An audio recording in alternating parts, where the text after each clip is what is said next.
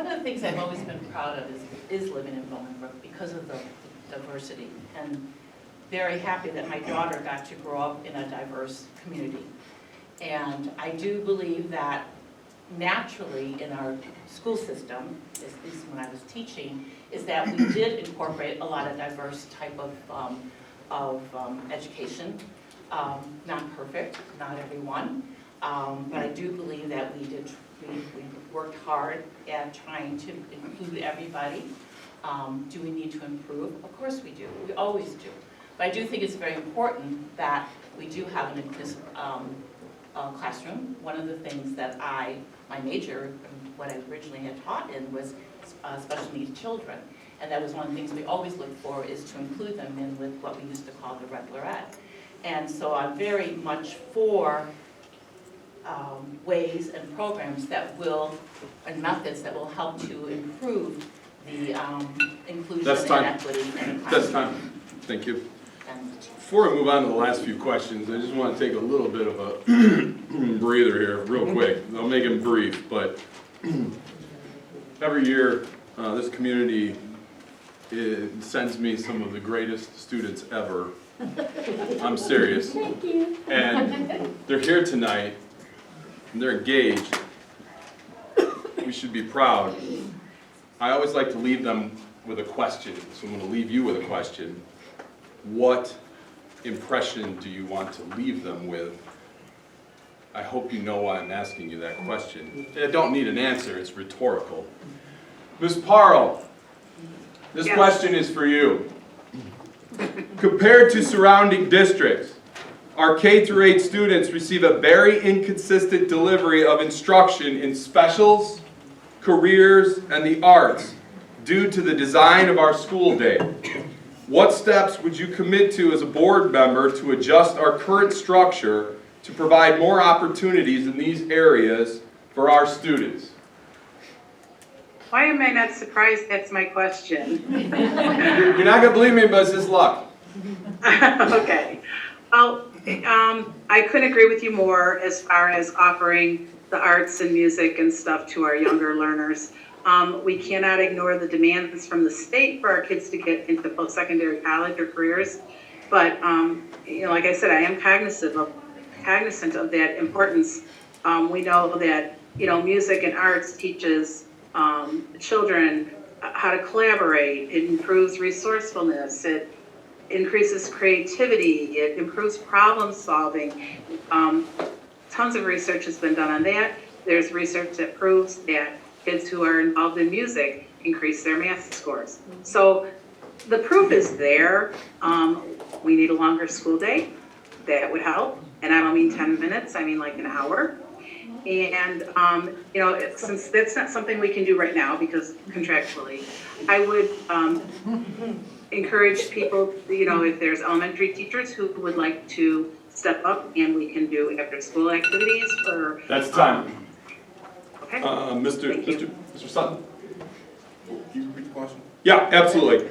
Compared to surrounding districts, our K-8 students receive a very inconsistent delivery of instruction in specials, careers, and the arts due to the design of our school day. What steps would you commit to as a board member to adjust our current structure to provide more opportunities in these areas for our students? What steps would I do as a board member? Well, I would definitely collaborate with other board members, right? I'm just one vote. I'm not trying to tell you guys lies or anything like that, but I will definitely support changes to the curriculum. I already mentioned that. I would definitely support changes to the curriculum. And one thing for certain, I know when I was in school, we had 2 classes on personal finance. Now it's only 1. So we're not really teaching the children financial literacy as we should. So I would definitely support making changes to the curriculum by signing my name, by my vote. Yep. Okay. Excellent. Well, working in higher education, I understand kind of who we're educating our students to become. I've worked in admissions for Joliet Junior College. I was very proud to work there. And as you would believe, you know, a lot of our students go to JJC. And understanding the kind of education that they needed in order to even go there. A lot of people assume you just go, but no. So I have some pretty good experience understanding, you know, who we're trying to educate our students to become, as well as working at a number of institutions, private institutions in the area, and understanding the importance of specials and career and arts training. So what I would do, as I mentioned to a voter that talked to me a little bit earlier, is I listen to the experts. I'd call in some curriculum experts. I'd work with my fellow board members to figure out what would be the best way we could rearrange, you know, our curriculum. That's time. Thank you. Madurs? Well, given our host, I think, if I'm interpreting this question right, this is a little bit of a loaded question. I believe what we're referencing is the length of school day. The neighboring districts do have a little bit longer day than us. Louder, please louder. Yes, I believe what we're talking about here is the length of school day and how that is prohibitive of some of these additional specials, which is something that we've actually worked on. I don't remember exactly what has what has been added. I think it's 15 minutes of instructional time in the first year, and that progressively increases. However, we need to be cognizant of the fact that if we do increase the length of the school day, our staff needs to be compensated for such increased instructional time, increased work time. So it is definitely a conversation worth having. I think we are in a position financially to be able to do something like this, and the partnership with the union leadership here is definitely something they would probably entertain as well. Mr. Spangler? I think all of those suggestions resonate with me, sound good. Longer day, probably a good idea. One of the things that I heard in Mr. Ploger's question was around inconsistency, and I take that to not just mean relative to what our students receive versus students in other districts, but also what they receive as students within our district. There is inconsistency there. And so I'd like to see the administration, the board, put more emphasis on perhaps an administrative position that looks at arts and specials across the entirety of the district, trying to even out some of those things. I'd also say that, borrowing from my scout camp director, the brain can absorb what the butt can endure. And I think specials are a great opportunity to get the kids out of their seats, doing something else that will allow them to then return to academic subjects and continue to learn and grow. I too do support whatever we can do for the arts, whatever it may be. I think one of the reasons we got away from some of that was to recapture some students who are falling behind. We do need a longer day, and we will, and have sat down and negotiated with the union, even in this contract, to try and figure out ways to get into a longer experience. And what Mr. Badura said is right. If they ask somebody to work longer, they're going to expect to be compensated better. And that's something that you sit down and you have a conversation about it. But if we're going to get 15 minutes, that's really not enough. We want 45 minutes, or maybe we set aside a certain thing for certain types of classes. And this would be at all levels. I think the question was originally at junior high level. K-8. K through 8. K through 8, I'm sorry. But yes, those are things that can be done. We're a big district, we are a unit district, so some things you might be able to do in a non-unit district, like at a high school level, you might not be able to do in our district because of some of these contracts that we have. But we will work through those problems and to support students. Sutherland? I definitely support the arts. I always felt it was very important for children to be able to express themselves in other ways through music and art. And I know that at the middle school that was kind of changed because the children they were falling behind in math or reading, so there was the change in the programming as they were into a certain, I forget what was called, 360 or something like that, where they would have more time spent in improving their reading and their math skills. But what had happened then is that they were taken out of the programs for music and art, and I do believe that children need to express themselves. They have skills that are not always maybe, they may not be as good in reading and math, but they excel in certain arts and music, and I think that helps to improve their confidence and their motivation and why to be in school. I don't know what the answer is at this point, talking about extended school days, because there's only so many hours within the day, and to get anything done. That's time. Ms. Peltzman? I definitely think that the arts and music are great for brain development, for the children's growth, definitely helps them, so it is definitely worth, utilizing. I will agree with Mr. Quigley, though, 15 minutes wouldn't be enough to extend the day. Talking about younger children, kindergarten, it's just too much for them as it is. So I think just coming together on the board to figure out other options and other ways that we could, do that would be the way to go. There's not, really, like Mrs. Sutherland said, there's not really a good answer right now for that. Just trying to figure out a way to help. Like I said, just coming together and figuring out a way to do it. Okay. Yeah. Okay. This question starts with you, Mr. Sutton. While our current dual language program continues to evolve, the overwhelming pressures the staff feels from a one-way immersion program continue to mount. What commitments will you make to involving more students in this program in a potential two-way immersion model? What commitments will I make? Yes, I'm happy to vote on it. Right now, I'm only one vote, so I will have to collaborate with the other board members, of course, the state legislators, right? Because we have to have the funding, right? So I'm willing to collaborate on how to get that done for this school district and vote on it. Thank you. Uh, Dual language is very important. I think I would kind of mirror Mr. Sutton in working with my fellow board members. But in addition to that, working with, I keep going back to my experience with higher education. Because, realistically, we're trying to get our students somewhere, right? We're trying to get them to wherever they're going next.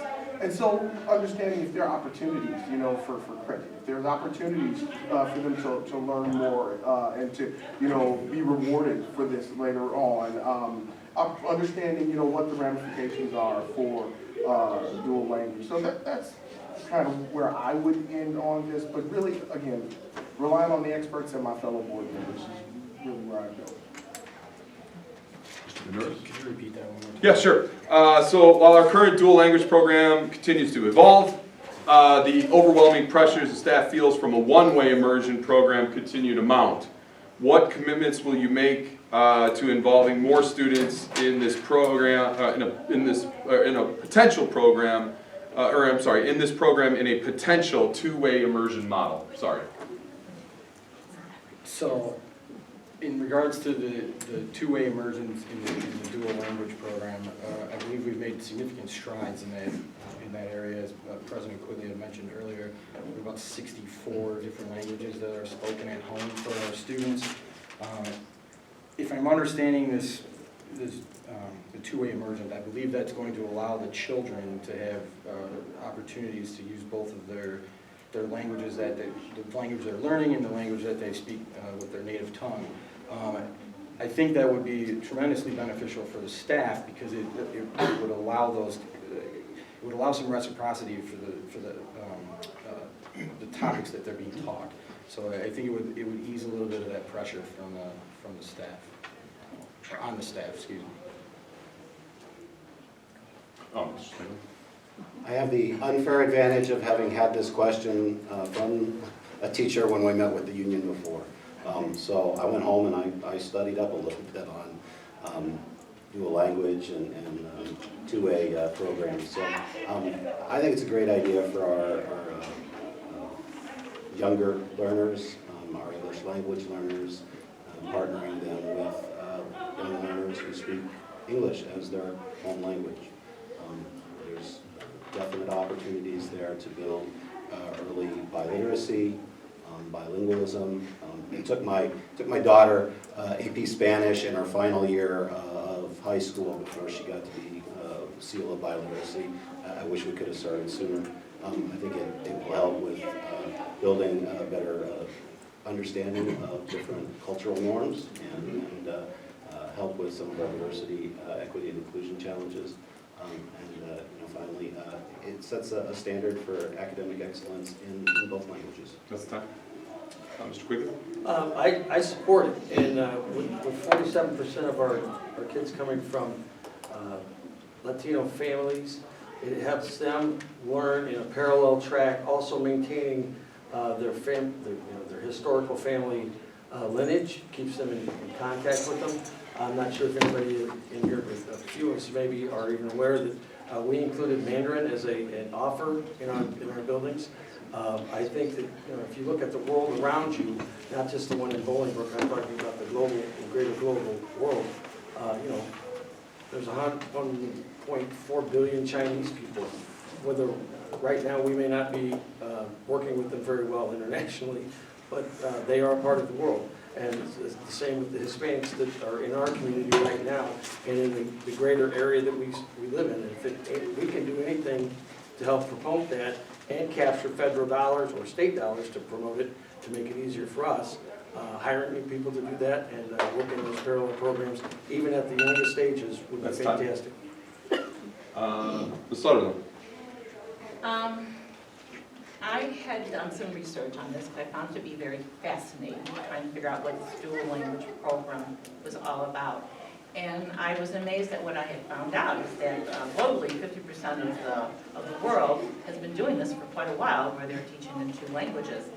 And the United States has fallen way below that. And so I see the potential and the opportunity for growth in academic.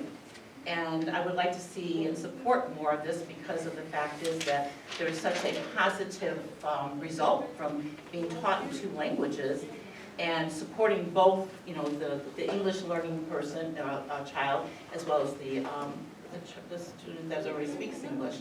But I would like to look more into this, but I do think that this is the way of the world, and I would like to see more of this program being promoted in our district, so.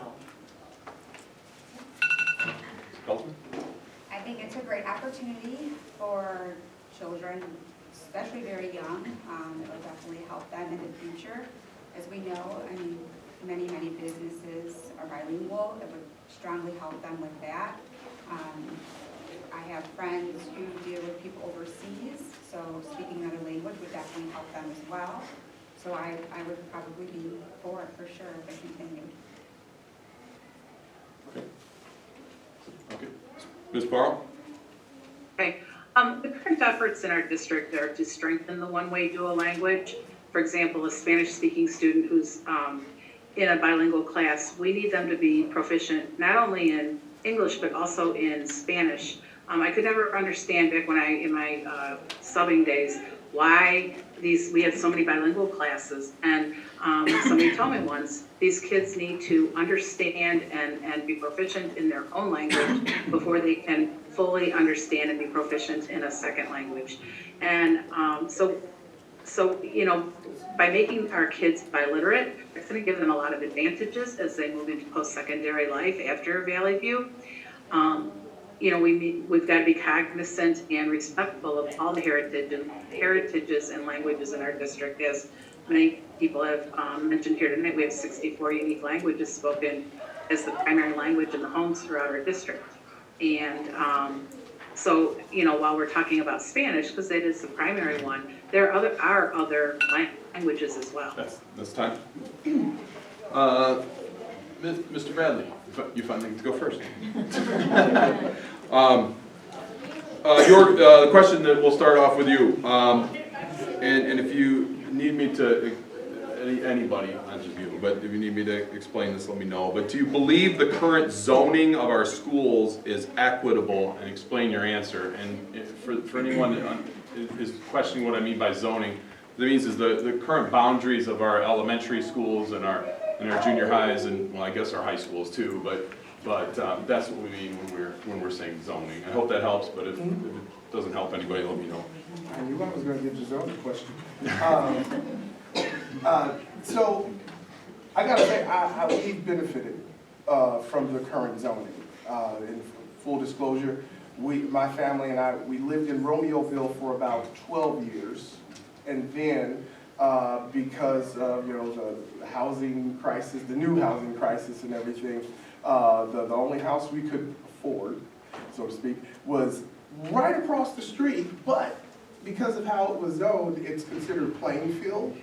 And so but luckily, we were still able to put our students in Valley View School District because it's unincorporated plain field.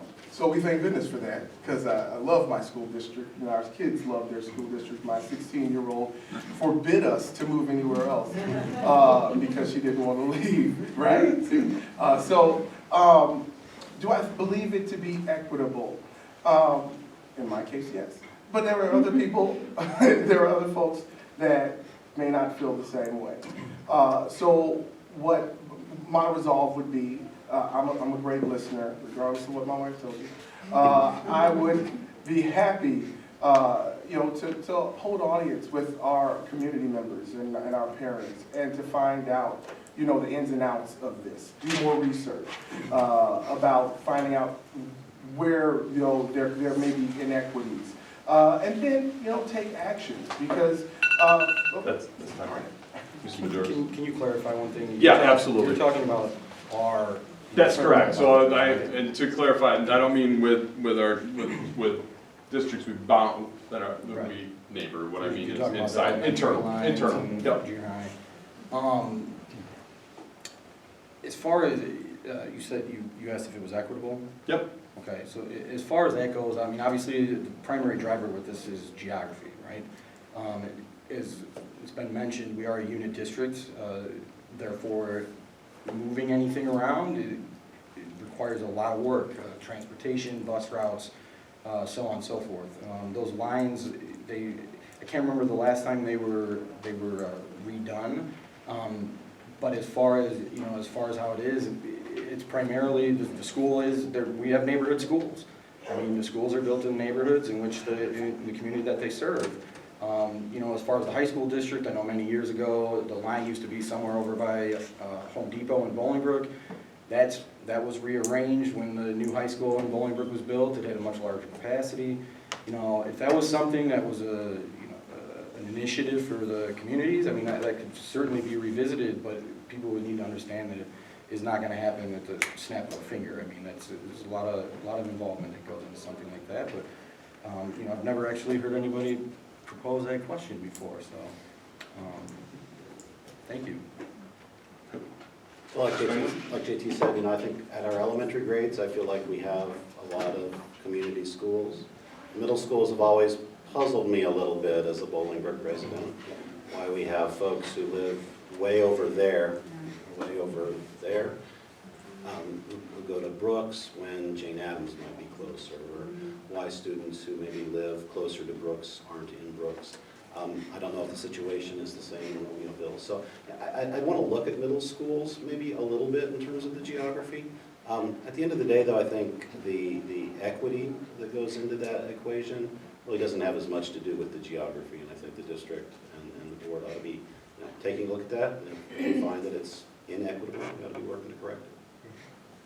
I would concur, particularly about the geographical designations, and it has been a long time since that's been looked at, but if somebody wants to sit down, we could certainly put that out there, and it will take a lot of community interaction